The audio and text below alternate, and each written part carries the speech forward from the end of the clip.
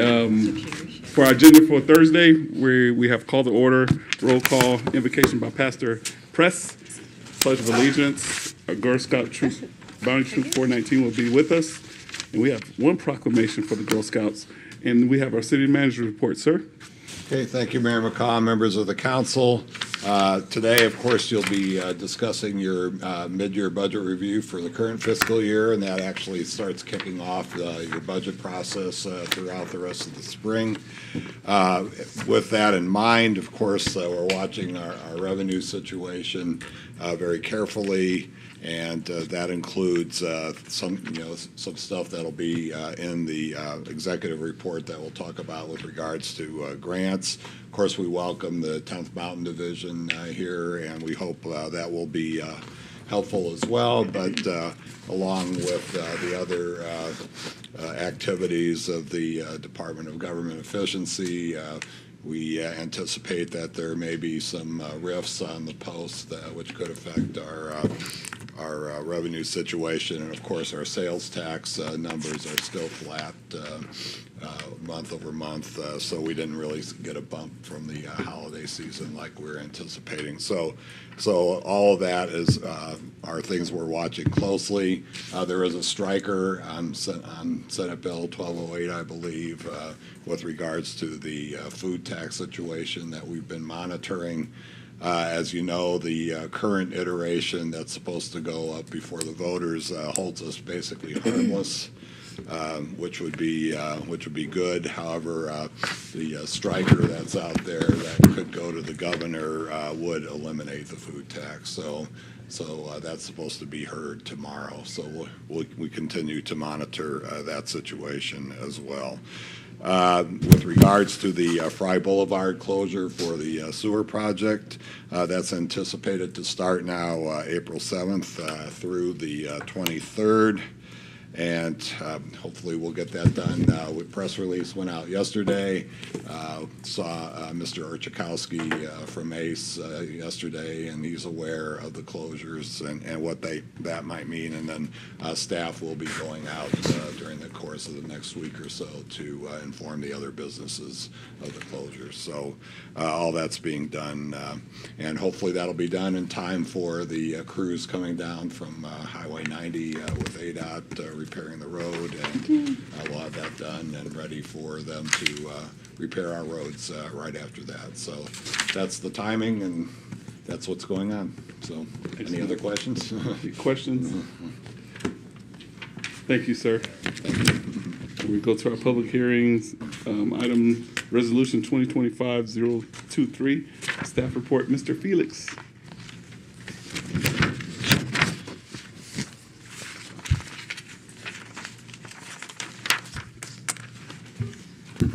Mayor, members of council, the Arizona revised statutes require that a public notice be put out and approved by council at least 60 days before a vote on raising sewer rates goes before the council. That's what this resolution will do. We'll put a 60-day comment period out there. You will vote on the actual increase on the May 21st meeting. The same notes we put on the website, a copy of the cash flow statement that's attached to the resolution will also be available at the city clerk's office. I'll work with Elizabeth to have it put on the website as well, along with the notice on refuse rate increases. The refuse rate increase and the sewer is not on here, as it is not required to be public noticed. The only item in the ASRS code is the actual the sewer rates. You can raise rates up to, but not over the proposed amount. We're going to have a work session. It's your next council work session. Special presentation with Bryce and myself in regards to the situation in the sewer and refuse funds. Last sewer rate increase was in 2012. That also coincided with major plant upgrades, which cut the electricity bill in half to the tune of $200,000 a year savings, which we've had. Has been good because we've managed to start reducing the negative cash flow. Unfortunately, we've had some Taco Bell sewer line. We've got 3 other sewer lines that need repairs, and with the rip to the retainer liner in the effluent recharge plant that we have right now, The sewer fund actually, through operations, went over $1 million cash negative last year, increased the deficit. The $600,000 transfer did help it, but that is an ongoing maintenance problem. For instance, the line for the Taco Bell, the other 3 lines will be maintenance projects, not capital projects. So they will show up as expenditures, expenses coming out of the fund. So the rate increase is needed. We've put it off as long as possible. The timing is to go, so the rate increases will go into effect on July 1. And it'll be, we're proposing a sewer rate increase, a sewer connection fee rate increase, a refuse rate increase. But on the other side, we're also proposing suspending the park, the infrastructure, police, and fire impact fee funds. As we had discussed with some of you on the prior council, that we are not getting the revenue in on those funds with the building growth. As you know from the current projects, trying to get a road to go to the school, ALA school, was estimated over $2 million, and we'll be lucky to get $600,000 over the next 10 years. So there's no point, really. The costs to maintain the impact fees, we're not getting the benefit from us. The sewer connection fee increase is geared to help the estimated new plant costs that we'll be also presenting to you at the next work session. And it will end up saving the developer about just under $200 a house between where we're at right now with the 5 fees and what the sewer connection fee will be. So it will be a benefit to the builder that they just have to worry about a sewer connection fee and none of the other development fees. So I'll be happy to answer any questions you may have. This is not a rate increase right now. This is just putting notice that we're going to look at doing a rate increase. That's all this does. Thank you, sir. Any questions? Comments? No question, but I looked at what a person in Prescott would pay for their sewer. It's about $89 a month, so I think our increase is well justified. Yeah, I would agree with that. I know it's overdue because last time we looked at this, we didn't increase anything on the sewer enterprise fund. I had a question. The rip in the lining at the EOP, was that from like wear and tear, or did that, Yes. that just an accident? That okay. Wear and tear. That is what we'll discuss in the work session. The liners that are in the 4 basins have a 10 to 15-year lifespan. The plant was done 12 years ago, so it's coming up on time to do this. And as we'll talk about, and Bryce has worked with the consultant to come forward with recommendations of, we're going to have to fix these soon, and the cost to fix them will, if we don't take care of it with the proposal that we're coming forward, another emergency like this with one of the other liners could be very, very expensive and very challenging. So we'll go over that in the work session Thank in you. 2 weeks. Yes, sir. Just so you can explain for some that may know the definition of an enterprise fund and how it funds itself, basically. Enterprise funds are set up as businesses. You have the sewer enterprise fund, the refuse enterprise fund, and the fees from the funds, with the fees we charge customers for them, maintain the operations of the fund. It includes all costs, including some of council costs because you deal with them, my people's costs because they'll do sewer sand billing and that type of thing. No tax dollars are subsidizing the funds. We do not use sales tax to put into the funds. We do not use state shared revenues to put into the funds. They are to be self-sufficient for all operations based off user fees. Thank you, Mr. President. And the accounting rules also follow a business, private sector. Thank you. Yeah, I just add, unlike a business, we're not trying to make a profit. We just have to cover our costs and future costs. Yeah. Thank you, sir. Appreciate it. And we go to our next item. It's this item is advertised as public hearing, and no action other than council feedback and direction on funding applications being requested. And that's Resolution 2025-023 staff report. Good afternoon, Mr. Matt.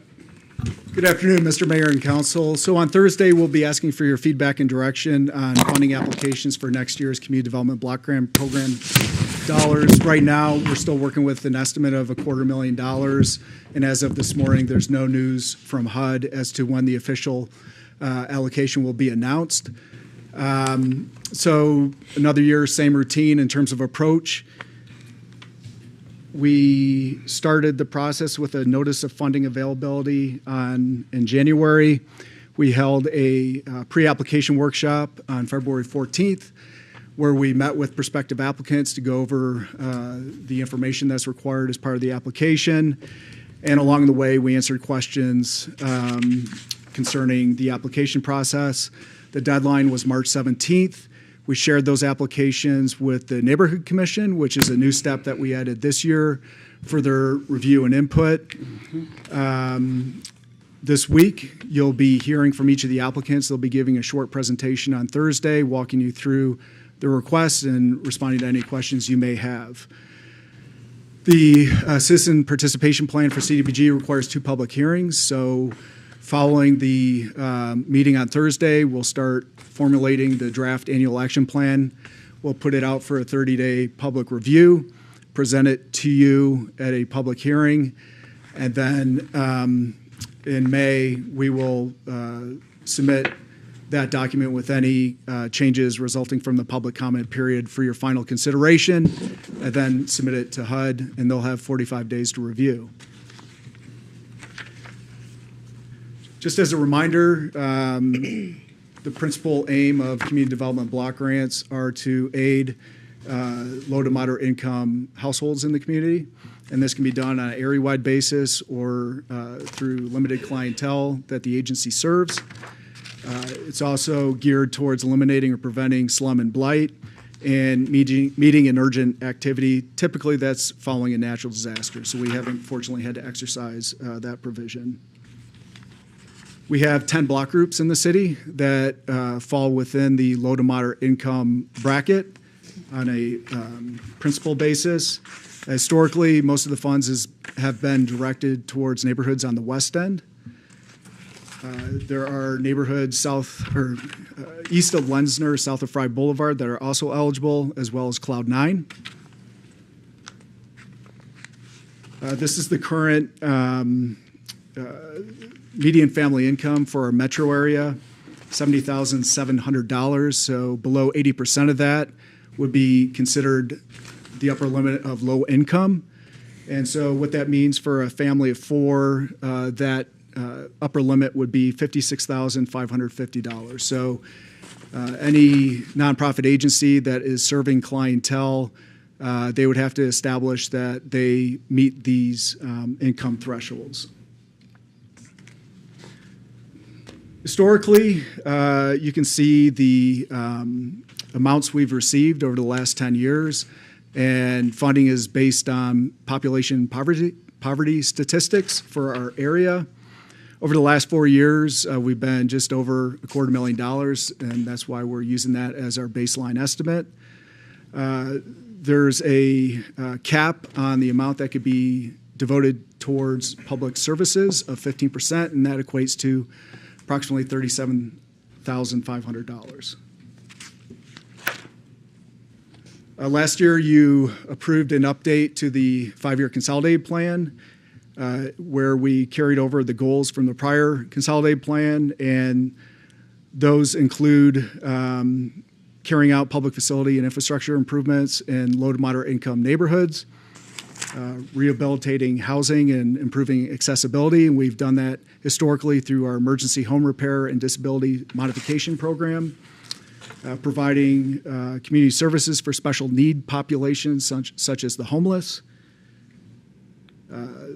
stabilizing neighborhoods by eliminating slum and blight. Historically, we've principally used our abatement funds to accomplish that objective, eliminating housing discrimination, and carrying out the program itself.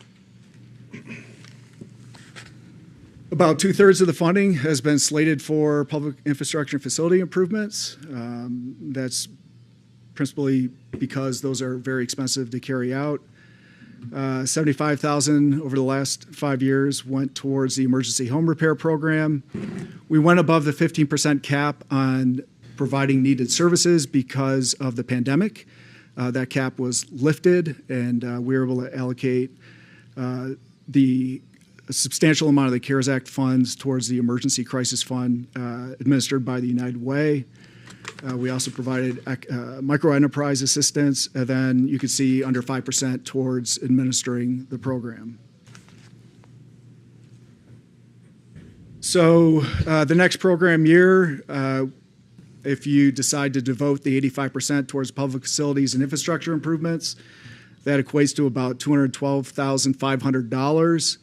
If you wish to entertain the public service applications, the maximum amount that could be allocated towards those is $37,500. And on a separate agenda item, we'll also be talking about the carryover dollars for the unspent funds for the Montebello Fire Safety Improvement Project that was in last year's annual action program. So we received 5 outside applications and 1 internal. The Neighborhood Commission ranked the walkways at the tiny home project being proposed by Catholic Community Services as their #1 priority. That equates to just under $60,000, and that's going through the permitting process now, and you'll be seeing those plans in the very near future. We're also proposing upgrades to Len Roberts Park, specifically replacing the splash pad surface and rehabilitating the fitness loop there, which is in a deteriorated state. There's about 10,000 square feet of pavement that needs to be replaced. St. Vincent de Paul put in for resurfacing or rehabilitating the parking lot at the thrift store at 220 East Meyer Drive. Basically, it's in a deteriorated state that's causing problems for the clientele there, and they are wanting funds to have that rehabilitated. We also received an application from the Cochise Western Model Railroad Organization. They own property on Ford Avenue, and they're experiencing some drainage problems there. They're requesting curb gutter and sidewalk to be installed at 680 Fort Avenue. And after further discussion, we decided, based on the cost, that this would be a better candidate for our upcoming FTA grant application, as this would be an eligible location, given it's within a half mile of a transit stop. And so we've already, we're already anticipating putting in for that, and we would certainly be inclined to include this project as part of that application process. You may recall United Way in the past has made requests for funding for their emergency crisis fund, and that's principally for rental and utility payment assistance for people that are behind in their payments to keep them in their homes. They also help with Carmichael's summer reading program, providing books and food distribution around the holidays, prepackaged meals that they hand out to low-income families, particularly on the West End, as well as employment assistance for people looking for jobs. They'll do resume writing classes and things like that to help put people in a better position to find work. A new applicant this year is Better Bucks of Sierra Vista. They're looking for funding for Better Work, which is the program that we were able to partner with last year using pilot program funds provided by the state that were one-time funds that have not been reauthorized or issued. So through that program, we employ homeless individuals to clean up public lands. I think it was over 50,000 pounds of trash that have been removed from state lands and other city properties just over the last calendar year, as well as the Community Connect events. Those are monthly pop-up resource fairs at Salvation Army to connect people experiencing a crisis with local services. The Neighborhood Commission's recommendation was to devote 70% of the funding towards the Better Work application and 30% towards the Emergency Crisis Fund. And so on Thursday, the applicants will be giving, again, a short presentation. They'll, I'm sure, provide more color beyond what's provided in their application in terms of the basis of the need. And we're looking for guidance on how to assess the priorities relative to those being presented, and so we can go forward with the development of the draft annual action plan. All right. Any questions, comments? Sir?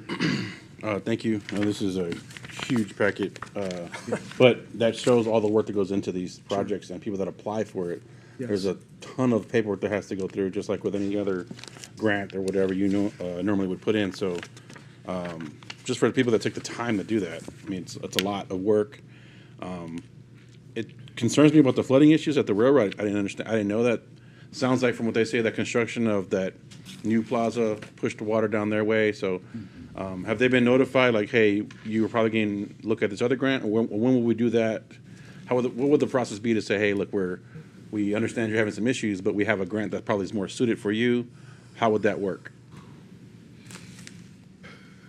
Mr. Mayor, Councilmember Rodriguez, we could either give them a heads up. I mean, I'm disinclined to say anything at this point because, I mean, we're still kind of at the evaluation stage. But if it is decided that their application is better suited for the FTA, as is our opinion, then we would certainly reach out to them and let them know that we are happy to work with them on pursuing those funds. I mean, it sounds like a true need. I mean, obviously, they have flooding issues that caused by construction. It's not.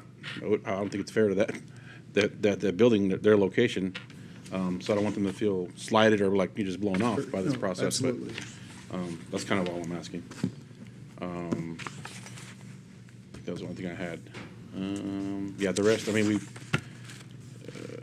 the Better Work. Obviously, the Better Work program was a great program we had for a while, and would love to see that come back. So it's definitely. I know we had some data last time from that of how that process is going. So I would love to see that keep going to get hopefully some better data from how people that they put into long-term employment from that thing. But I guess if it stopped, since there was no funding, it's kind of hard to keep that going. So I would definitely like to see that return. Thank you for looking for an alternative way for us to help everybody. And you said this is the first time, didn't we help Better Bucks get started? Was that not through CDBG or? Mr. Mayor, Mayor Pro Tem Humphrey, that was through the Arizona Department of Housing administered homeless service pilot program that was funded by the state legislature. Again, that was a pilot program and it has not been reauthorized. Okay. But But this will yeah. be their first CDBG application. Okay, I'm happy to see that they want to bring. I know it was successful. Better Work was on multiple levels. Yeah.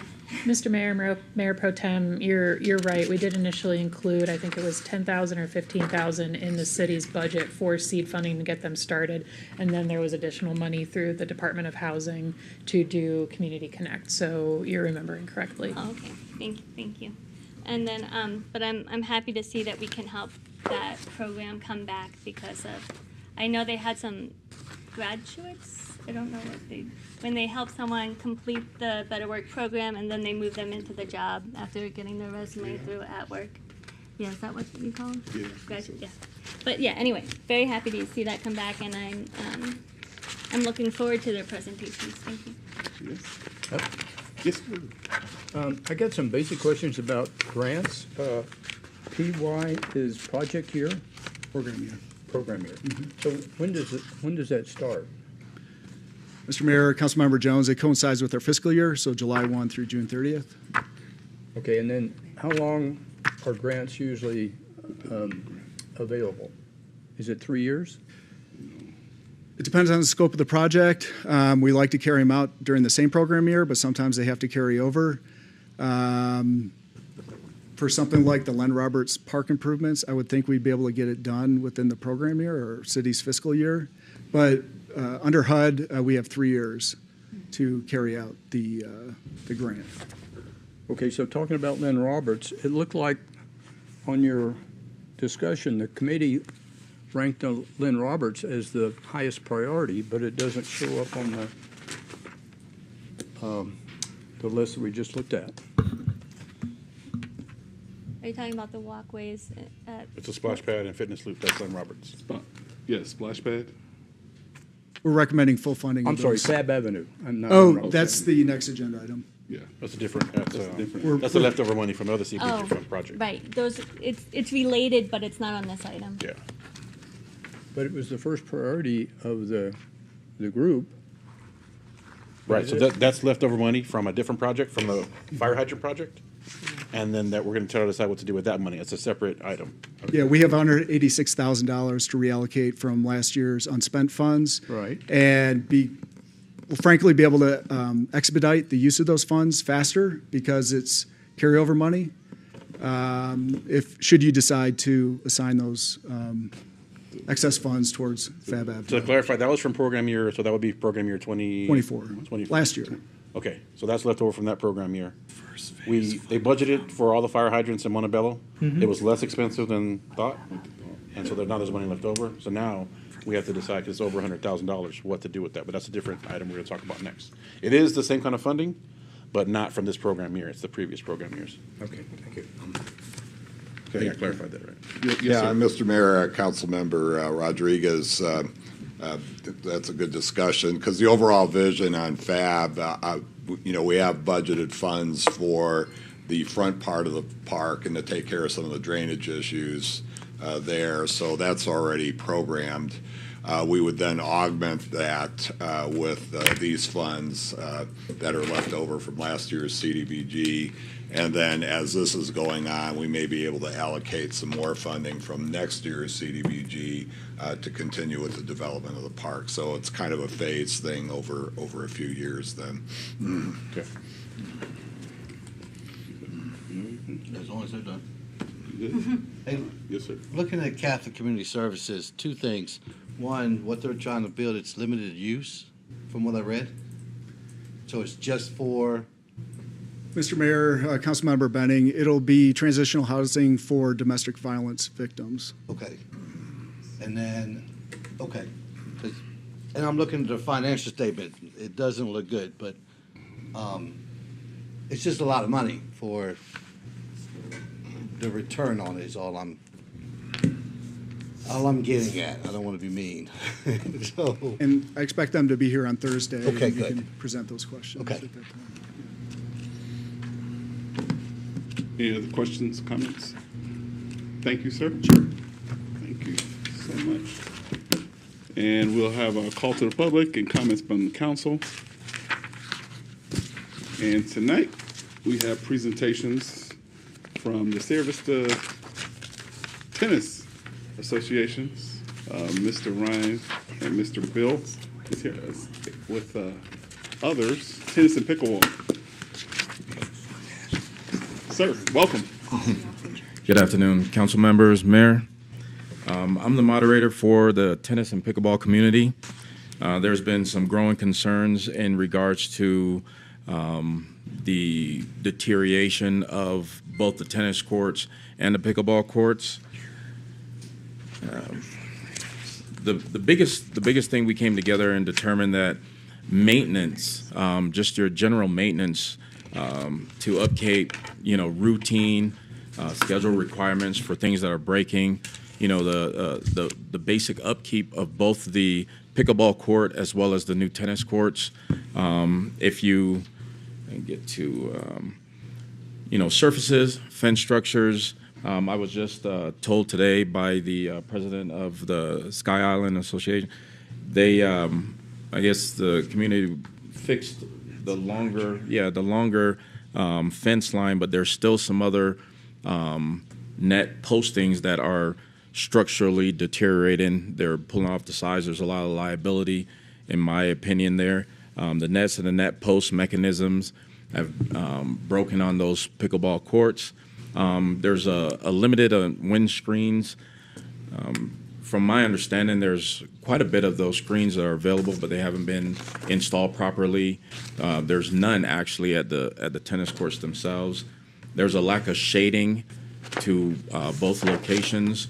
The surface on the tennis courts, the new tennis courts, already have structural damage. There's cracks from one end of the courts all the way to the other end, and from the middle it splits off again. I was under the impression that there's certain warranties that was applied to that tennis course that, the company that, did the work should be able to, come through and make these necessary repairs. But as you can see inside the pictures, these are strong surface cracks. On the pickleball courts, well, still with the tennis courts, The exterior between the concrete slabs, they've actually started to sink in. So from my understanding with those, they're to prevent cracking from the both combined surfaces. If you can see on the next slide, the pickleball courts, the fencing, they're breaking apart. There's a lot of bolts that are missing from several of the. All of them? That center fence is. The center fence was the only one, but the other one on the left-hand side is one of the actual playable nets. The posts they have, and they'll be getting to those. Okay, they informed us that we're doing those. Okay. This next slide is also showing the lack of windscreens and for the tennis courts, as well as the south-facing pickleball courts, also missing any windscreen. Again, I was informed that they do have them, but we would also need to get with individuals like Mike and Bill, and proper installation of them to prevent future deterioration. It makes no sense to, have these things that we would need to constantly have to replace because they were installed improperly. This next slide also shows a lack of shading in the surrounding area. The tennis courts, literally, I was out there, 2 days ago. There's zero shading on the exterior as well as the interior. For any of the kids that go out there and play the Buenos tennis team, I've seen them out there playing, and there's no shading whatsoever. There's also a concern for drainage. Both courts, whenever it rains, especially during monsoon, Yes. the mud that comes across those courts, I mean, it's just a matter of time before that completely disintegrates those courts, and we're going to have to spend even more money to get those fixed. To me, it just doesn't make any sense. There's a proposal in there as far as bringing the tennis courts to a more USTA requirements.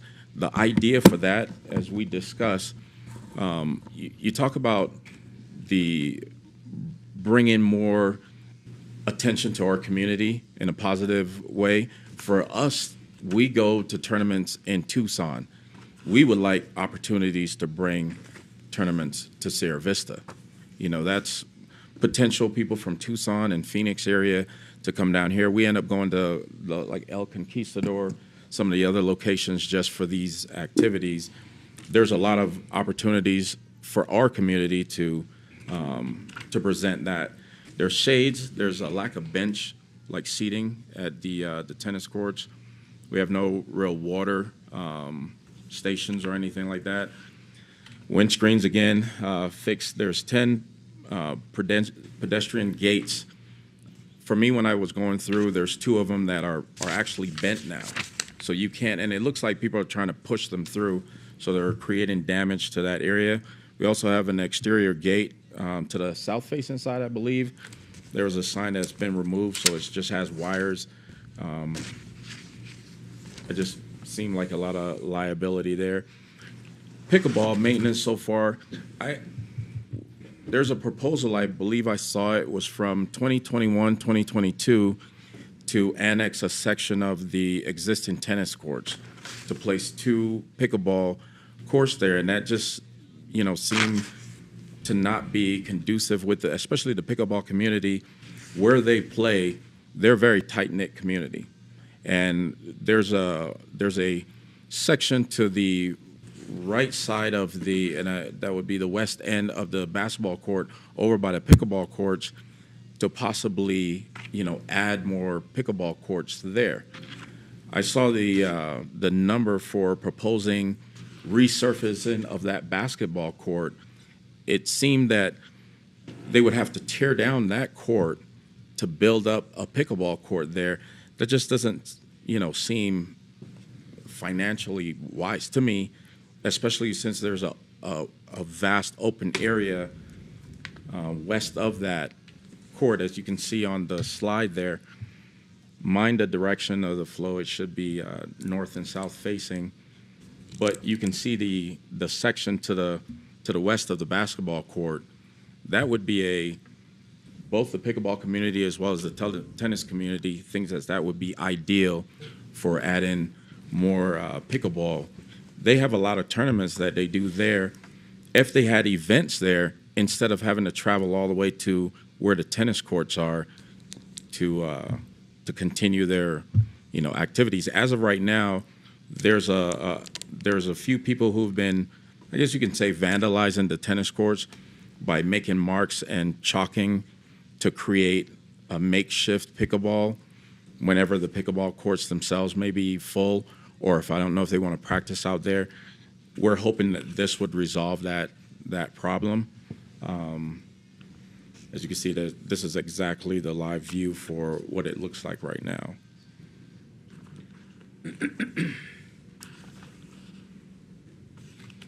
There's a lot more detail in the slide itself than what I discussed just now, but this is our proposal, and we hope it's something that you guys would really, truly consider. So the proposal is to turn the basketball court into a pickleball court. No, to add, That's right, the west side of the basketball court, there's ample space there to add, because if you resurface the basketball court, you would only get 2 actual pickleball courts out of that. Whereas if you built another section west end of that basketball, you would be able to build another 8 pickleball courts there. Okay. That's the that's the old RV hookup area, right? Yeah.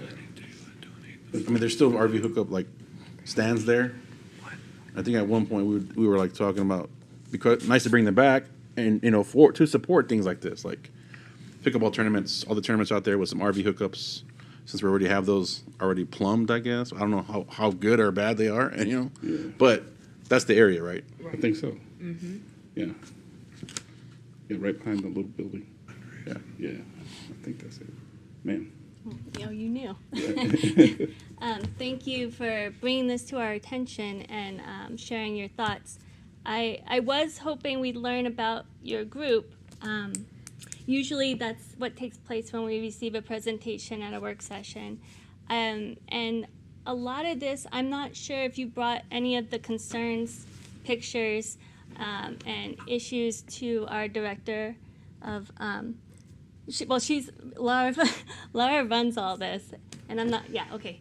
Make sure you guys meet. And I'm not sure if she saw any of this ever before, but that's normally the route you would go through, is bringing all these to her department, and they would get through it with you, one step at a time. Right. And I hope you still have time to tell us about your group, because I am interested. This guy on the end keeps trying to get us all to play pickleball. Yeah. That is Mike for you. As far as pickleball, if you want to get up here. So Mike Wetzel is the president of Sky Island Pickleball Association. It's actually one of the largest pickleball association in all of Arizona. Wow. Yeah, so this is your guy. Mayor, council, thank you for having us. My name is Michael Wetzel, Sky Island Pickleball Club. We're a 503c non-charitable with the goal of pickleball throughout all of Cochise County.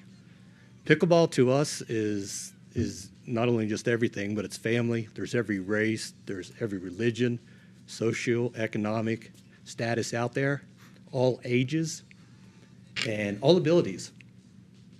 All abilities. And we're a family. We get out there, we pat each other on the back, we help each other, we communicate, we talk. Sometimes we cry, but we laugh, and we're always supporting and looking out for each other. And to have something like that, I'm just speechless to tell you how nice that is in a community like this, where we can all come together over one thing and really enjoy our day, and we look forward to it the next day. We look out for each other, we try to find each other if they're not there, and we welcome each other. And there's nothing worse to me and to my peers than to see someone setting out that can't partake, and they want to. They're there to partake, and they have to sit out, and they wait. And it's unnecessary. Our expansion is going to be way behind any other town or city in the United States. 8 courts is almost laughable. There's private communities that have more courts than we have here. So 8-court expansion, we'll use them. I didn't bring the numbers because I wasn't prepared for this, but we rent courts. I just rented courts again today. So you're generating income from us. And I have 9 other events coming up for the end of the year that we're renting courts, that we're paying to rent courts. So this is income generating, and I can't think of anything broader and wider for your community than pickleball right now. And how many people do you think are part of your club? Our club right now, we're pushing almost 200. Nice. Yeah. Okay. Any other questions? No, I just comments, but Thank you. yeah. Mr. Pickleball over here. I know, like, he's quiet. Yeah, he's fine. Go ahead, sir. Yeah, okay. Go ahead. Good. Okay. Okay. Well, thank you guys so much for the presentation. I've never played pickleball. However, it sounds like it's fun. So I am definitely willing to learn whenever we get everything straightened out for you. I like the fact that we can actually bring more things to our city as well. That's the ultimate goal, is bringing people to us, right? And not allow our people to go anywhere else. So I do like that. So thank you guys for that presentation for sure. I got to say, I think it's a great idea. I'm hearing you. It's for our community. It's to better our community. And I'm bored. That's all I got. Sir. Yeah, I know, we've brought some issues up before, and maintenance, and I know they've been working on the courts here and there. Because I asked the question myself, and I remember asking Laura, like, hey, did somebody steal the benches? Because remember, there's only one bench out there, and I thought it got vandalized. Because I'm like, there's no way there's only one bench. But, at the time, I think they were on order, or so they still haven't been ordered, or whatever, waiting for them. But, so obviously there is a need for things like that, and they're being looked into. I know for a fact, because I brought up some of these same points myself, just in asking questions, from getting feedback, from talking and walking to people out there, and we can there's always room for improvement. And I know another one, I don't think you talked about it, but somebody else told me about it before. Like, there's no practice wall out there for like tennis, which is good for like beginners or kids or coaches to, it's just a fence right now. So I hear you, and I wish I had $5 million in my pocket to go make a wall right now for that. But thank you for bringing it up, and hopefully we can connect the dots. I mean, it seems like, not that they're connected the wrong way, but we brought up these issues. Want to make sure everybody's tracking on the park side, and then we'll come up with the great number of how much this actually costs, and then that's the fun part of deciding how to pay for that. Now, it's obviously needed. They're used all the time. Every time I drive by there, those pickleballs. My son has the pickleball club at Winna High School, so I know they're busy too, and I love that it's all ages. One of the great things that came out of COVID was people were just outside doing stuff, and that was one of the things that took off here in our community. I agree that we definitely are under strength when it comes to our pickleball courts, because it's just so popular, and it's always packed, and I see people waiting all the time. And I do agree. I hate to see people having to wait and they just give up and just don't play, or like you said, make their own chalk lines in the tennis court, which is, I get it, but it's probably not the best way to go if you're going to deteriorate that court. And I also understand that it makes more sense to not, let's just say if we were to convert one of those other courts or whatever, it's just the other side of, it's not close enough to be conducive to tournaments and things like that. And that's kind of the goal. I think we all agree that, when it comes to our community and things like the sports and sports tourism, which we're all about, where I am as well, for sure. It's hearing from people like you that actually play the sport, that are out there, that we love these comments, because I'm not out there every day. We're not out there every day. Same thing with anybody else when it comes to golf, disc golf, whatever. Hearing from those groups of people and learning about your groups and your needs, super important to all of us. Now, the way we go about that is there's a timeline and there's money involved, but so I just appreciate you bringing it up, so we can connect these dots the proper way and make sure that everybody's tracking, and that you don't think that your voice is not heard. Excellent. Yes, ma'am. Yeah, I do appreciate. I especially appreciate hearing about the club. So, thanks for bringing that up. Whenever I don't drive by very often, but when I do, it is always hopping out there. And we went out there a couple of times to try it out, and it's pretty cool. The group is very welcoming. Since we heard about the pickleball group, Are we going to hear a little bit about the tennis group as well, since tennis is also part of this presentation? This year is Jeff Emery, he's the president of the Tennis Association. Sure. Sure. So, tennis is not as popular as pickleball is these days, but we probably have 60 members or so. We have groups that go out every morning and play. Occasionally on the weekend, we actually use all the courts. And Daniela, whose last name I can't remember right now, but she coaches the Reed Miller. That's right. She coaches the men's high school tennis team. And in the summer, she comes out and works with the kids on that, or they work on their own, and she shows out to help them out a little bit. And she also teaches the kids in the summer. She does the city programs, and she does need the shade for that reason. The USTA sanctioned tournaments require the courts to meet standards, and that's why at this point we couldn't do that. We can have social get-togethers, but we can't get a USTA sponsored, or sanctioned tournaments to play. And so I think I've covered well, I would just like to thank the city for putting the courts there. They're great. They are cracking. There are a few things that, there are a few maintenance problems. We have worked with John Healy, which I appreciate the help he's given us. And they're much better than the courts we had at Kings Court, that's for sure. So any questions for me? Those are gone. Well, they're still there. They're still there. Yeah. Well, thank you, and I hope you all have a chance to talk to Laura before you go. And especially since you're a nonprofit, there might be an opportunity there. Now, is the tennis club nonprofit as well? Yes, it is. It's a 501c3. Okay. So there's two organizations. Is it one club or we're confused? It's a single. Well, there are two clubs. You're talking about the pickleball club and it's under one nonprofit status. No, there's separate. It's separate. Yeah. It is separate. Okay. So it's two. It's separate. Okay. Got it. This combined maintenance issue. Yes. Okay. Thanks to Ryan, he pulled us together to kind of pool our requirements and desires, I guess. Okay. It's a good way to do it. Yeah. Excellent. Thank you. Thank you guys so much. Ryan, thank you so much. You've been heard, and I know Laura will do her best. She always does a great job. And I had a chance to go out to the Double Trouble tournament. They were out there very early. You were on the court, but I met Victoria, I think it is. No, Julie. Julie. Met Julie, and also got a chance to see Commander Brunson in action with the big deal.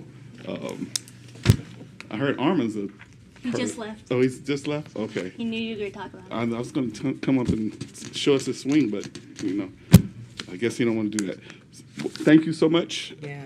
And so we'll go to our next presentation of proposed reallocation of excess community CDBG funds and potential substantial amendment to program year 2024 CBD block grant annual action plan. Perfectly said. Okay, so again, apologize for the disconnect and the confusion. It would have been better in terms of flow if these were presented together, but they are separate actions, so they have to be on separate agenda items.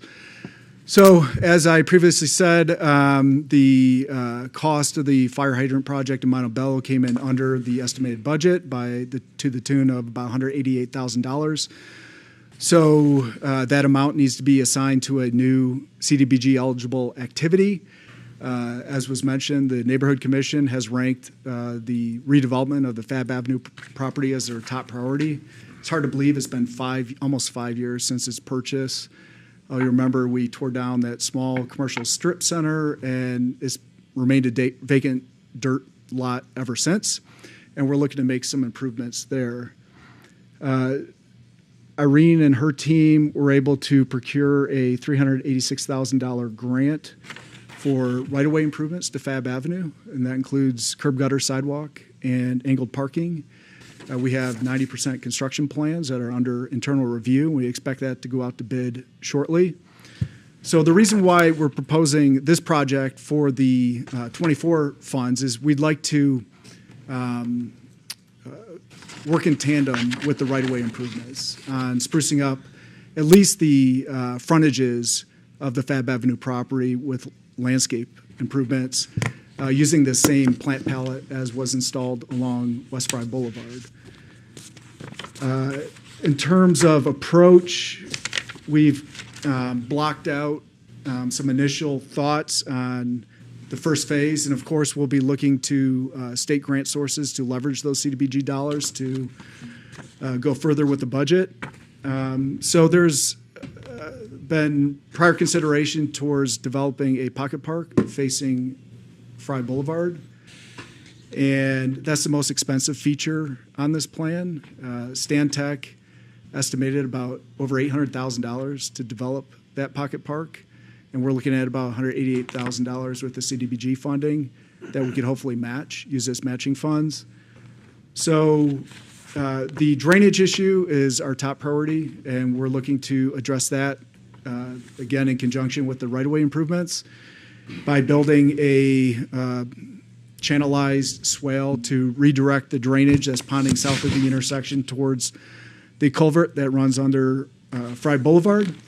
That would be like a landscape bioswale. We'd like to work with the Historical Society to identify a potential historic feature to pay homage to Sierra Vista's history and look for artwork that could potentially flank the plaza area. And then installing, it was recommended on the concept plan, an art wall to kind of screen the alleyway in the backside of the ice cream shop. That could be also like a landscape wall. It doesn't have to be public art, but something, again, just to provide some screening there. Potentially like a hedgerow, Italian cypress to mask a parking area, which would be a proposed interim use until we could identify future sources of funding to extend the public improvements on that property. And depending on budget, that could either be turf block or gravel. So, and that would be more like festival parking for events happening on the west end and also to serve the businesses around there. So this is conceptually how we've kind of framed out a potential approach to sprucing up the Fab Avenue property, given the funding that we currently have and we'll be pursuing through other grant sources. And this follows the concept plan that was approved back in February 2023 that went through a community survey process to come up with its selection. And at this time, we are looking for feedback and direction on whether there's a consensus to move forward with this as the project for the $188,000 carryover money, or not carryover money, that would be incorporated into the last year's annual action plan for CDBG funding. I hope that's clear. Yes, sir. This is a very bureaucratic grant program. Yes, sir. So, Matt, what's going to be the eventual cost to the city? It sounds like, and Stantec did both the layouts that we see here and then the construction documents themselves? Mr. Mayor, Councilmember Jones, Wilson and Company prepared the construction documents for Fab Avenue. They're the engineer selected for the So is the connectivity project. $843,000 based upon 100% construction documents or the 90% construction documents? That was an opinion of probable cost based on a conceptual estimate. So we won't know until we actually design it. Okay. And so we would need to go to the next level and hire an engineer to scope out and cost out the improvements we want to see on this property. So if we have about 200,000 left or unused CBDG funds, and we hope to get a matching state park grant for another 200,000, is the cost of the city going to be essentially 900,000 minus 400,000? We don't know. Well, we can only accomplish what we can afford. And so Our recommendation is to focus on the perimeter of the property and the drainage improvement, using the funds that we have in hand. And then see if we can leverage that to go further with the pedestrian plaza on Fry Boulevard. I'm hoping potentially we could use in-house engineers to design the project, but we may have to go outside and hire somebody. We're trying to keep it relatively simple because, again, we want to do something, move forward with this property in the short term. We have the right-of-way improvements that are going to be happening this year, and it would be nice if we could accompany that with some amount of landscaping on the property itself and tamp down the dirt with gravel or turf block, just to spruce up the aesthetics. So we'll go as far as we can with the budget we have. Of course, we'll be looking for not only state park grants, but other sources to move this further along. Yes, sir. Sir. I thank you, Matt. It's I definitely agree. It's time we do something with this park. I mean, it's served its purpose as a dust bowl and staging area for events, which is good. But it is just that's a dust bowl now, and obviously the drainage has been the biggest issue that we had before. This last year we had no monsoon, so it wasn't really an issue. But this next year, who knows? If we have a real monsoon, those problems will obviously be back. But I agree that attacking that would probably be the best thing to do up front, and just do something with it. I liked everything you said except for Talon Cypress. Those things are like fire matchsticks, right, Chief? Like, And I'm not a landscape architect. We would consult I'm just giving you a hard local time, but arborists and I come don't up like with those 'cause recommendations. they catch on fire and they like Yeah. water. So. Okay. Anyway, but I do like that thought of shielding it. Not that we're trying to block out Julian Samuels because they're good tenants, they're good people. But I see what you're saying, Yeah. But I agree it needs to do something, and it would be nice to marry it up with this other FTA grant. That's right. Right? I hate relying on grants at all right now. It seems like the most sketchiest thing to do in life, but hopefully they do come through. Right? But yeah, because that FTA grant is not currently one of the ones that's on hold, or it should. We Okay. have, I think 386,000 to carry out the Fab Avenue improvement specifically. Perfect. Okay. Oh, well, it says 365, but. Or is it there a- 365? Oh, Did I okay. transport? So that's- Okay. But either way, Whatever's that's in the great. memo. And I'm Yeah. very grateful to Irene and her team for, I know getting these aren't easy and it takes a lot of time and effort. And so thank you for getting us all that money, because it is an overdue project. And I'm happy we can see some progress made there. And I'm in favor of moving forward incrementally. We've done that with Sear Park in the past, UCDBG, to little by little tackle that whole project over time, and Soldier Creek, so, yeah. Yeah, and Mr. Mayor, Mayor Pro Tem Humphrey, to that point, this particular project lends itself pretty well to some of the grant opportunities that are out there. The transit grants were not affected so far by the new administration. Laura's working with the state and state parks to come up with funds for some of these projects too, which obviously wouldn't be affected by federal actions as well. And of course, being on the west side, CDBG is also an opportunity. So if we can use some of these funds and then as we go into next year, maybe appropriate some of those next year CDBG funds, I think we can really make some progress on this park. So, without a lot of city funds going into it. Yes, ma'am. Yeah, Go ahead. I appreciate you going over that with us. I know that we had went over it a few with the concepts that were brought forward. Drainage came up a lot, and that is one thing that really concerns me the most. As long as we can get that like super great, then I think that would be a really good thing to do, especially if there's already projects that are planned, improvements that are planned to kind of just bring those together. And I think that's pretty wild that the project, the Montebello project, went so much under. So I think this is great. It's almost like it's like meant to be in a way, because it has, like, as was mentioned before, it has just been kind of sitting there, and it's if we can do something, even if it's incremental, I think that would be great. So that's exciting. Yeah, very exciting. We were elated to see our Workman's bid. Yes, sir. And then competing on those projects. Do we have any data drivers? Visit rates, has the traffic in the West End increased since we've started? All the projects that we've started down there, on the west end, the shortening or the narrowing of 7th Street, or Fry, excuse me. All the projects we have, do we have anything collecting data of increase or decrease of traffic flow, walking, et cetera, in the west end? Mr. Mayor, Councilmember Benning, I have been looking at the traffic counts on West Fry Boulevard, and they have not dipped, contrary to public perception. And I'm trying to remember what years those were. I'm reluctant to provide, but I haven't seen any precipitative drop-off or change in the volumes on West Fry. So it looks like they're staying pretty constant. Let me rephrase that, not traffic going on Fry, foot traffic. The intention was to bring people to the west end. Do we have any Vacancy? drivers that show that? We don't do pedestrian counts, but we do track vacancy rate Okay, of empty storefronts okay. through our business inventory, and I'd be glad to share that information with please. you. And we have seen a reduction in those numbers. Okay, thank you, sir. Sure. That's called business. Business inventory. We do that twice a year. And so we're going to be coming up on our next update. And there's a link on the city website, maybe on our GIS homepage, that will take you there. Okay. Yeah.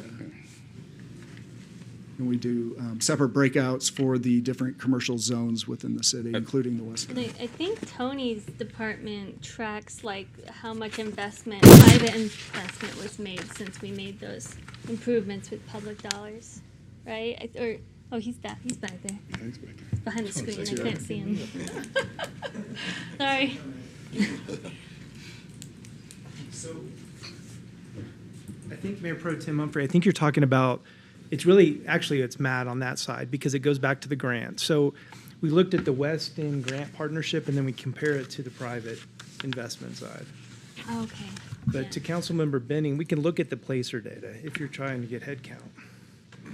Again, that's why we have it. Not head counts per se, looking on that return of investment, is what we're doing actually solving the goal or the outcome of what we're looking for?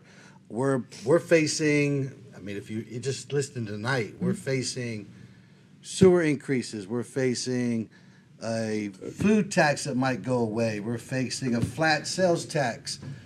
A lot of the things people are wanting and sound good, and I'm not using the park, we have a lot of parks. I'm just using all together. I want a kind of a setting stone. Okay, this is what we've been doing. Here's the outcome now after 5 years or after 4 years on what we've been doing to make sure we're going in the right direction, make sure that return on investment is there, that we've hoped and that we wanted to come true. Oh, yes, ma'am. Thank you, Yeah, Mr. I'm Mayor, sorry. members of council. Thank So you. just one, I think the question that either Mayor Pro Tem or you just asked, Mr. Benning, return on investment. So Matt just happened to pull this for me for a presentation I did yesterday. But we, since 2018 with the West Sierra Vista redevelopment area, council has invested about $360,000 into that program and realized $4.6 million in companion investment. That's what I was thinking of. Thank you. Along with the reduction in vacancy rates. Yes. Yep. And I understand what Councilmember Benning's asking about, like traffic, like foot Right. traffic too. Foot traffic. And I know it would be nice to have that data, so I appreciate that, and I understand why he's asking. But anecdotally, someone who walks there several times a week, there's a lot more people walking on that part of Fry now. Well. And not just people, they're dogs too. Yeah, and this particular project, I think will help in terms of a gathering area and supporting any events or things that go on the west side as well, so. And we can put that information together for mayor and council that includes just a one-pager on decrease in vacancy rates. We can check the placer data on foot traffic and then the return on investment and put it all into one place. Thank you. I think to that point, if we can't. It's not going to. Obviously, none of this happens overnight or even in a year. But to have a place for people to go is kind of what we want. And so this is kind of, I think, in my opinion, it kind of leans towards that. Like, just think of right there. We have Julian Sammy's has a little outside area. They're one of the ones that stay open kind of late. I wish there was other things for people to do in the evening times there. But I see people walking there and getting ice cream. I'm guilty myself going there late at night getting some ice cream because they're open. But if there was like an area to hang out next door, I think it would just, if anything, bring those people there. But not only that, if there's improved parking, things like that, those restaurants and anything in that area, I think would benefit from it as well, from bringing traffic in there. If that little path back there leads to the back of the gym, which we have another business that's doing their off the grid griller, off the grid. So I think all that, again, if you do like a takeout, you can walk to this little area and have a seating area. You know, I just think it's, I can see it happening, just not overnight, but I think it would, this lends itself to bringing that traffic count of pedestrians up, I believe. Can I make one more point? Yes, Yeah, sir. so the last high priority revitalization site that was on our West End redevelopment plan was the corner of First and Wilcox, where used to be a Blues Cafe. That's Yes. undergoing finally a renovation and is going to be turned into a new restaurant. So we're very excited about that. So in addition to the quantitative, I would also stress the qualitative improvements that have been made to the West End. The physical environment's objectively better or getting better through the investments that the city is making as well as the private sector. So we're excited about the future of the West End, and we can document that in a one-pager. Matt, I hope it didn't come across as being against this proposal. I think it's Oh, a great sure. idea. Should I bring up you want the lake? Oh, no. Oh, okay. It would be a nice lake down there. Not quite enough space. I fought that a long time ago and lost. I thought you wanted chess tables here. I want chess tables, I too. plugged that in for you. I want chess tables and Yeah. and a lake. Yeah.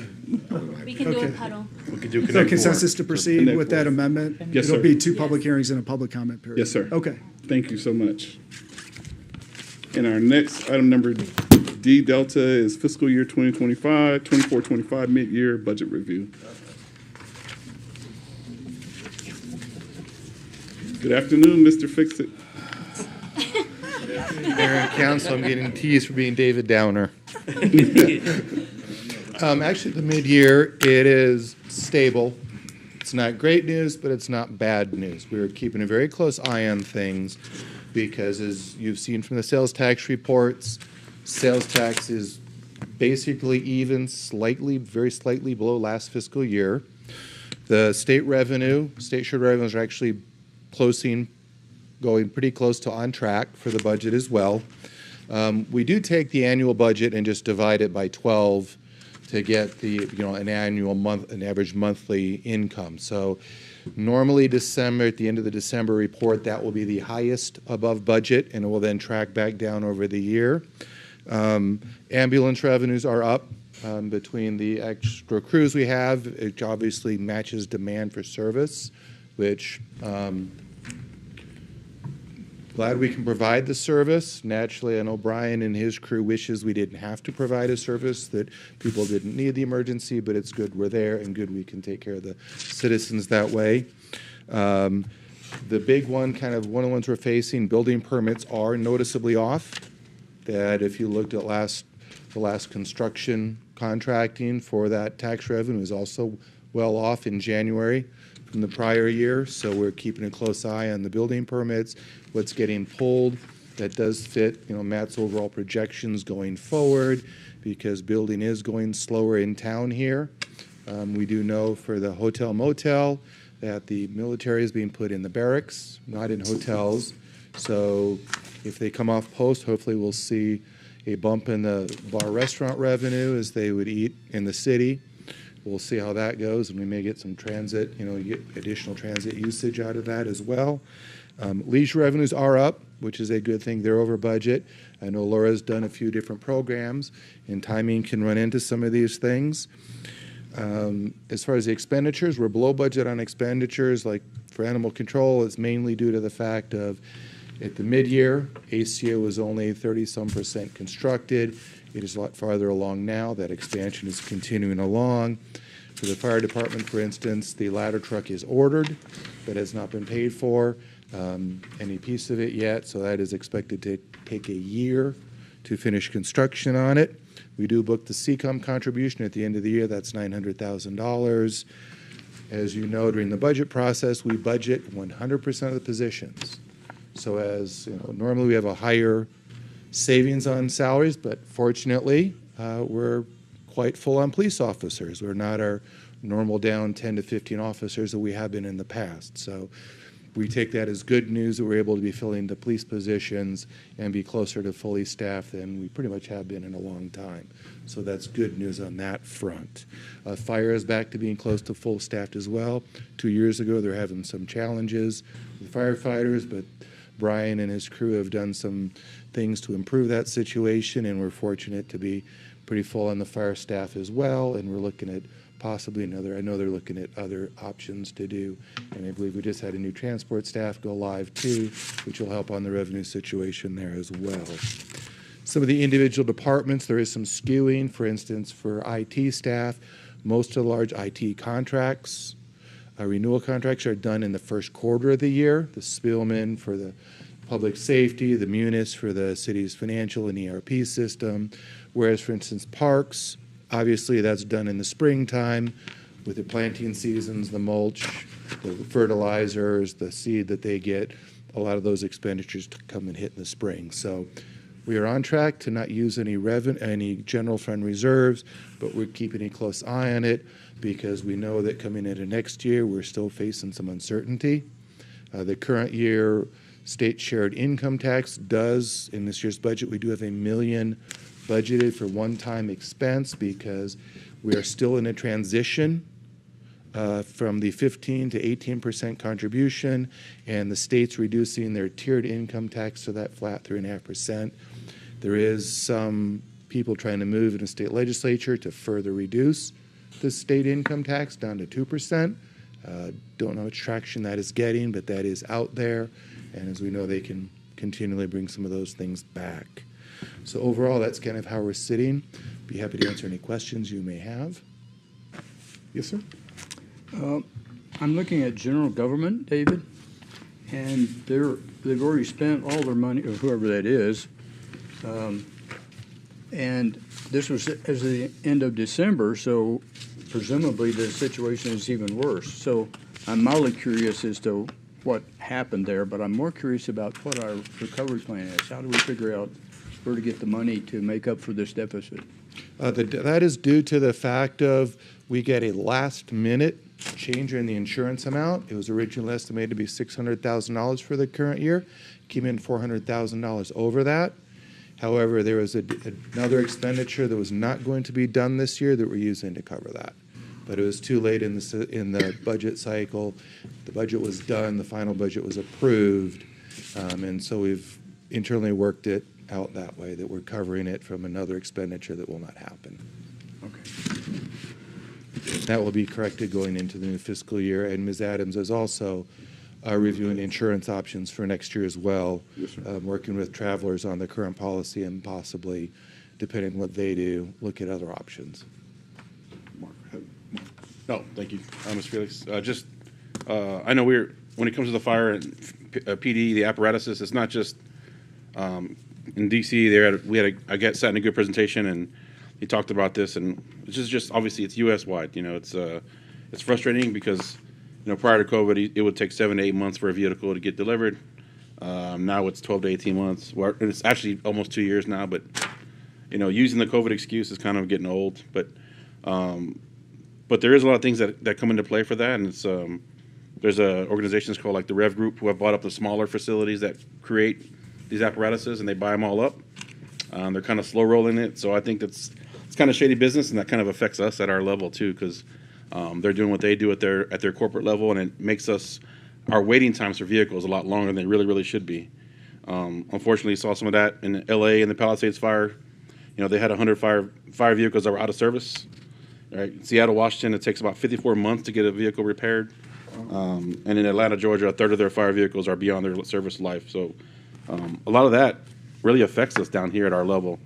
And us as council members and local elected officials, whenever we have the opportunity, I think we should bring it up to make sure we know like who's on our Congressional Fire Service Caucus, things like that, right? I think our closest one that we have is Senator Gallego, and then also the late Congressman Grijalva was on there too, but things like that, just to keep in mind when we're talking to those people, like here, we're seeing this affect us at our level. Why is it taking so long? We really need to be asking those questions, but it's kind of frustrating because it does affect our budget when we try to budget for things like that. But so I just kind of want to bring that up to make sure everybody's kind of tracking and keep that in your mind. Perfect example of that, Councilmember Rodriguez, is we went out to bid for ambulances. We got 3 bids. One had a Ford chassis that was due to be constructed in 18 months. The other 2 used Dodge chassis with no estimated construction date. Oh, that's They ridiculous. didn't have any idea when the chassis would be constructed to give to the ambulance company to make the ambulance. It's crazy that they're able to do business like that. You know, it's at our not the benefit of our city. But he said Ford. Oh, good. But you did say Ford. The Ford chassis was an 18-month, and that's what they did order. Those are the ones that are always repaired, though. I think that's repair times. Ford, right?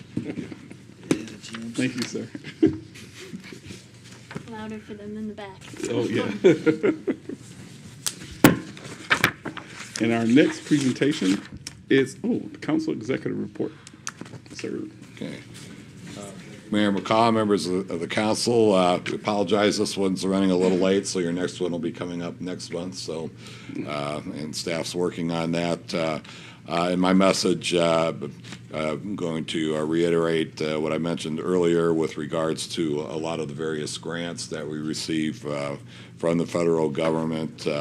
And most of them that are affected right now pertain to our environmental efforts that we undertake with Fort Huachuca primarily. So there definitely seems to be some impacts with regards to those particular grants as they relate to our water situation. So we're watching those pretty closely. Okay. So that's really the main thing that I wanted to point out here. But staff is here, and it's a pretty full report, and we're happy to answer any questions that you have. Excellent report. Congratulations to the officers getting promoted. Definitely congratulate them. Very thorough report. Enjoyed reading through it. Any other comments on the report? Yes, sir. I got a few. Go ahead. Quick question. I know, like what Huachuca City was affected by this, but the executive order on continuing the reduction of federal bureaucracy, which the Institute for Museum and Library Services that was eliminated, how is that affecting us locally, if any, when it comes to those funds? Like I know the smaller community, it's really affected them down in Huachuca City, I believe. Are we going to lose out anything like that you know of right now? Councilmember Rodriguez, I have not had anything come through our way yet, and from what I understand, there was a small award that was just made to Huachuca City recently, so I'm not sure how that will affect us. We're all in a wait and see pretty much on every type of government. One of them we're concerned about in Laura's area is the DD program, so that's the one we're watching most closely. All right, because I know it affects, like we have you can sign out the hotspot. And I know that's part of the program that they use it for their funding for the hotspot, and those are going away, which I know our community uses those a lot. Yes. So I don't know if it was the same funding stream or not. I wasn't sure. Councilmember Rodriguez, no, we actually used a different funding stream for that. We get Friends of the Sierra Vista Library grants along with the Sierra Vista, the little bookstore. Perfect. We get funding from that as well to help with our programming, and then also general fund offset. Thank you. I also saw the trail cam things you have to sign out. I think it's 4. I'm assuming they're all signed out. Probably there was in this 4 trail cams. I think in the library you can sign out or something. Like that. Yes, our librarians are highly creative, and they're always coming up with really cool things to do. So you can sign out like a baker's kit or a doctor's kit to do dress up at home with children. Trail cams, Wi-Fi, awesome. Stuff, everything. It's cool. Thank you. Yeah, come on down. All right. I appreciate Chuck putting on the note here on the front about the HCR 2021. Obviously, it sounds like there was a reached, compromise. Yeah. But with the striker in, that's kind of the workaround, unfortunately. The mayor and I just heard from Senator Gowan. He doesn't believe the striker is going to make any traction. Okay. Yeah. Good. Okay, well, that's good. I'm glad to hear that. Yeah, sorry, not to that's important. That's when we're talking about it. I didn't see the Winter Magic total revenue in here unless I missed it. Is that coming later? Councilmember Rodriguez, it will be later because this is all the way from December, Right. so Winter Magic was still happening in December. The magic was still happening when this was being But I made. will tell you that we did break 90,000 for the ice rink in revenue this year How at much? $10 a pop, over $90,000. Wow. Right. Yes. So for anybody that says that thing doesn't generate revenue, please see the data that we'll talk about. Thank you. Oh man, there's so much good stuff. Now last year, since I have you on the phone, our park, our sprinklers, all those water lines, right? Those all got corrected, and so this year we seems like are we on track to have good water flow for watering season if we don't have a monsoon? Councilmember Rodriguez, yes, we are on track for doing that. We do have redundancies with local water service. We are still not at 100% on our well project. They are still tackling some warranty issues, but it's not an excuse to not come back. We have a workaround, and we are going to have green grass, but we did not see last week because we had an event called Tour de Zona. Oh yeah. And so you'll see the overseeding happening Oh, for sure. right about now. Thank you. I bet. appreciate it. Didn't mean to put you on the spot, but just as we were going through here. Love it. Ball field maintenance, Mr. John Garza. We were at the Little League thing. Those baseball fields look amazing. Maybe want to go back out there and play baseball for a good 10 minutes before I get tired. Had a nasty right hand. Hey, if you need someone to throw the first pitch, I'm your guy. You know what? I got you covered. It was fun. In the streets portion, it talked about, we all know there hasn't been a good monsoon, but this is also something on the fire side of things when it comes to, maybe we have a bad fire season. In January of this year, there was a Community Protection and Wildfire Resilience Act passed. It's a bipartisan bill that invested $1 billion per year, and it seems like it's for communities that were affected by wildfires in the past. It says in the past. I don't know how far that goes back, so I don't know if the Monument Fire was too far back or not, to where we'd be eligible for some funding to do something like that. Because what frustrates me the most is the state lands that are overgrown and they haven't done anything for them to clean them up. And it will not. And there's a lot of fuel out there. Yes. I mean, the last time that anything was done was years ago. So I don't know if there's something like this act that could help us get some money to do that. But it came to mind when I saw this talking about, the vegetation is extremely dry out there, which we all know. So, and I know the streets are doing what they can. But it just brought it to mind. I don't know if that's something that we can look into, if that's even a possibility of us getting any help from that thing that passed in January 2025.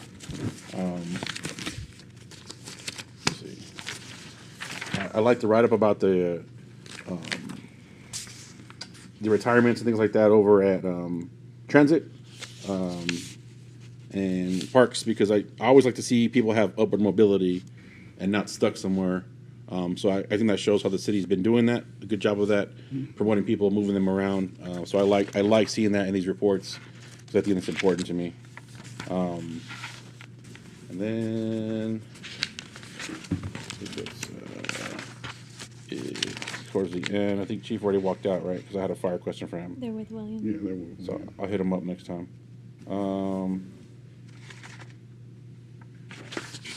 Yeah, the rest is just fire stuff and PD stuff. So they're out there. That's all I have. Any other questions? Yes, All ma'am. comments. I know we probably can try to sit in here, but I want to make some comments too. I appreciate Councilman Rodriguez bringing up some of the parks and leisure stuff, because there's lots of things that go on, and the library does a lot of really cool things that people don't really realize. And then, so for the dress-up kits, are they available for adults too? No, I had to say, I'm sorry. I'll put that in the suggestion box for you. Oh, that's funny. No, I'm sorry. I couldn't resist. But that's really cool about the skating rink, and the adding the fire pits out this past year was really cool. I heard a lot of really good feedback about that, and my daughter was out there with her friends quite a bit too. So that was really cool. It was really cool to bring those things together and to keep the festivities going for a long time. So that was really neat. I'm looking forward to what this year brings too.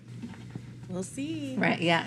And then a few things I wanted to kind of highlight. One of my favorite things about the executive report, even though everything is great in here, it's everything is great, I especially like the employee highlights and things like that. So I just wanted to kind of highlight some of these. So for in Parks and Rec, the employee highlight is Stefan Ingersoll.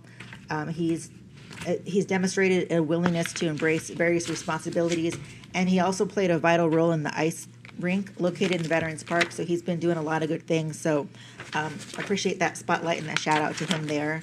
Then I also wanted to kind of touch on the retirements and the promotions in Public Works. To have somebody there for almost 20 years with the city, Bob Butterworth, and him. He doesn't want to stay away, so he's gonna be coming back as part-time transit driver. So I think that's especially great if somebody's been working with Sierra Vista for so long and they still want to be a part of Sierra Vista as part-time workers. And then Supervisor Brandon Pasquale and Bryce Kirkpatrick who's here in person here, being promoted to new roles. I think that's really cool. I love being able to see that and having that kind of being shared. And then the HR employee profile, Paula Coran, who was who's the first contact for so many different things.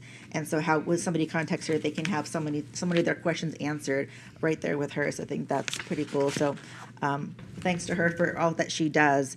And then in the police department, the spotlight for the 3 patrol sergeants, Justin Daniels, Justin Allen, and Brandon Eaton, and all that they do and how they lead by example.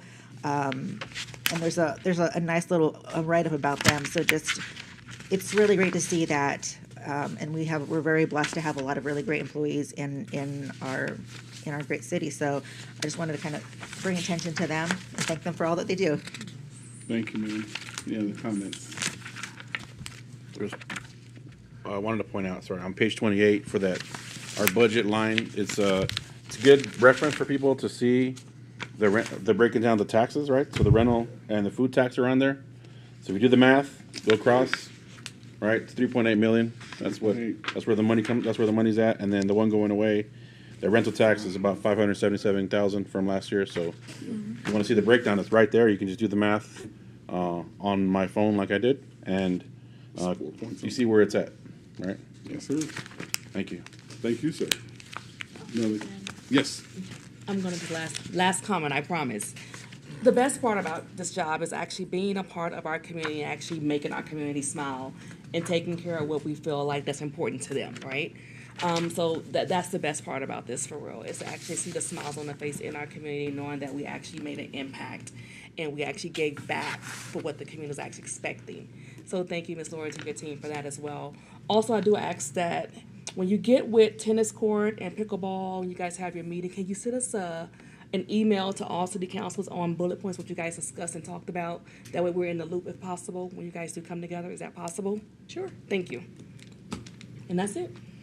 Okay, our next item F, is reports on recent trips, meetings, and future meetings. Well, a few of us were in DC. Yeah. Y'all had a nice time. Yeah, the DC trip was good, very informative. I was obviously super happy because our youth council was there.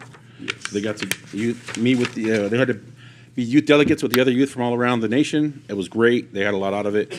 I got to sit into hear a lot of good information as well put out at that level.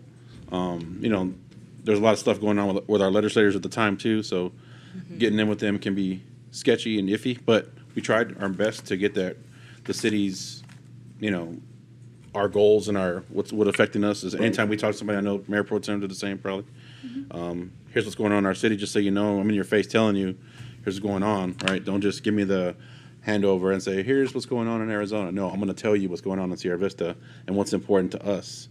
That way you're not just giving me this, here's what we're doing for the state. That's great, but you always need to know what we're doing down here in Sierra Vista and what our needs are. So I think going to D.C., if you can get in those people's faces or on their desks and continuously and let them know, to remind them what we're dealing with down here and what we need and what they're doing well and holding up their promises they promised to us to come through. So I think that's important. Any other recent trips? Yes, sir. We had a Environmental Stewardship Commission meeting, and it's getting a little bit of a concern. The chairman is going to bow out, and one of the other members is bowing out.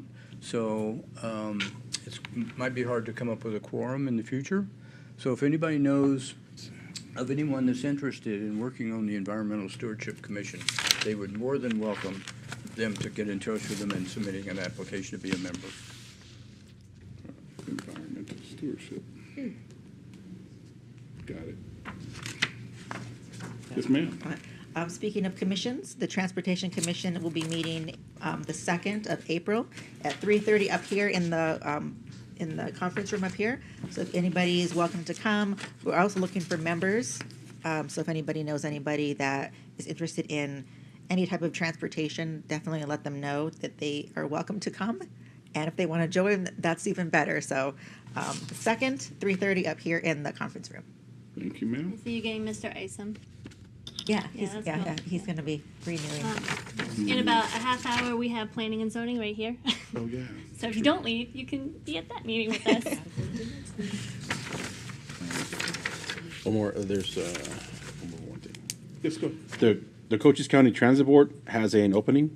There's nobody from Sierra Vista on it, in our area on it right now, so I think it's important if there's somebody that's in our community, that the Cochise County Transit Board should have some representation from our community. So I think it's chaired, it falls under Douglas. Yeah. But it is a county board, and there's currently nobody from Sierra Vista area on that board, so I think it's important that somebody should be from our area on that board. They have a vacancy right now, so Okay. jump on it. Someone you think, recommend someone, or if you know of anybody in transit land that we should have on that board, I think it's important. Is that something we typically, have we had a Sierra Vistan on that? I never. Which board again? The Cochise County Transit Board? To the best of my knowledge, we haven't had someone on that board, at least not in a number of years. It's not to say that we can't, but we haven't had someone on that. I know there's been some changes at the county level, different transit groups. Right. I don't know if could it's be something that's being impacting resurrected or what. I just was told, like, hey, you guys don't have anybody on this thing. You probably might want someone representation. All right. And we'll go to item G. The final item is future discussion items and council requests, ma'am. Thank you, Mr. Mayor, members of council. Your work sessions are about to get a lot busier here. So as Mr. Felix said, you'll have a presentation on sewer rate increases, refuse rate increases, impact fee, waiver of impact fees, and increase of sewer connection fees. So that's one presentation. You also have your first budget presentation. We'll cover revenue and debt, and then also the January, February executive report to get us caught up. Excellent. Any other items? We'll see you on Thursday. We are dismissed. Yeah.